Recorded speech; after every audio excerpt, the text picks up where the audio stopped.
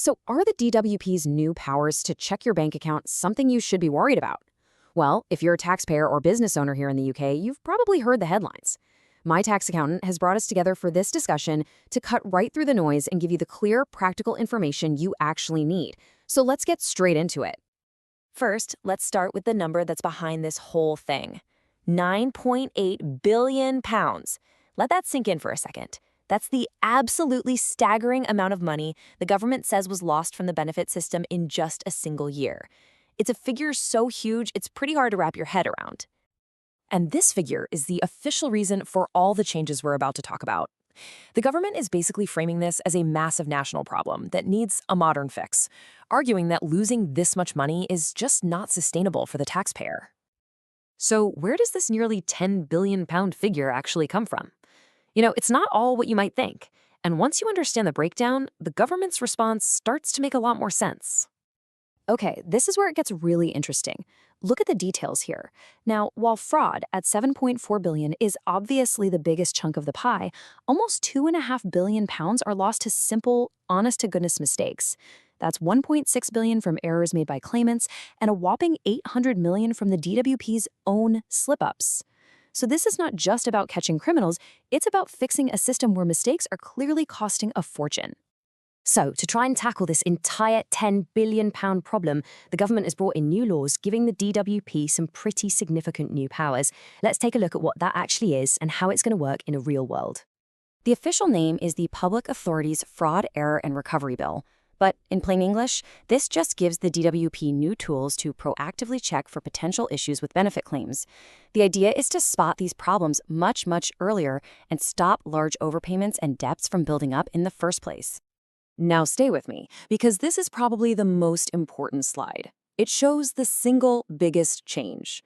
Before, the DWP needed a specific reason, what they called reasonable grounds, to even suspect you of fraud before they could peek at your bank account. The new rules, they flip that on its head. Now they can ask banks to use automated systems to scan lots of accounts for specific red flags or signals without needing to suspect you of anything first.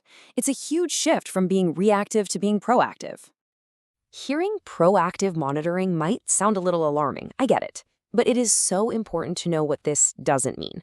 This isn't about the DWP watching your weekly shop at Sainsbury's or seeing what you're buying on Amazon. Banks are strictly forbidden from sharing your day-to-day transactions or what you spend your money on. The day-to-day share is very limited and targeted only at stuff that directly relates to the benefit rules. So the big question is, who exactly do these new rules apply to, and what kind of thing could actually trigger a check on your account? Let's break down who is, and just as importantly, who isn't going to be affected by this.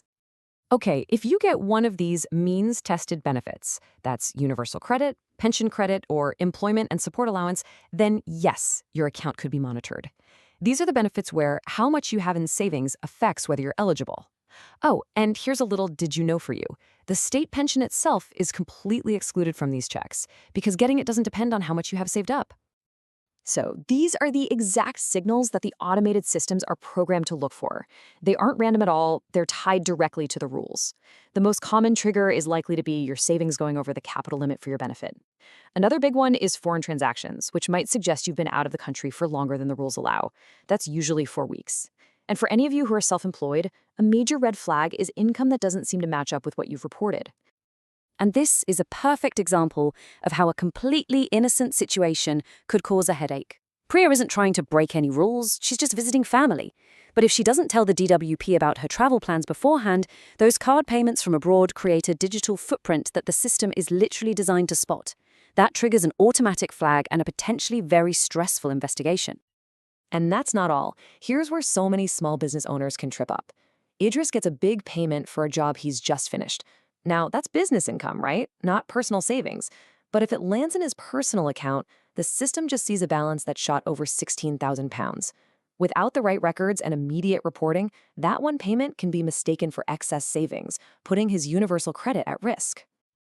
I know, hearing all this might sound a bit sweeping, maybe even a little Big Brother is watching. But these new powers don't operate in a legal vacuum. It's really important to understand that there are significant legal safeguards in place to protect you. Your rights are protected under some pretty major laws. The Human Rights Act guarantees your right to privacy, which means any check has to be necessary and proportionate. GDPR and the Data Protection Act make sure your data is handled securely. And here's the crucial part. An algorithm can't stop your benefits. A flag from the bank simply starts a review, and a DWP staff member, a real person, always has to make the final call. And if you believe that a decision made about your benefits is just plain wrong, challenging it is absolutely worth your time. Now, stay with me. This next number might really surprise you. That's right, 65%. According to the DWP's own statistics, almost 2/3 of people who took their case to an independent tribunal actually won. What does that tell you?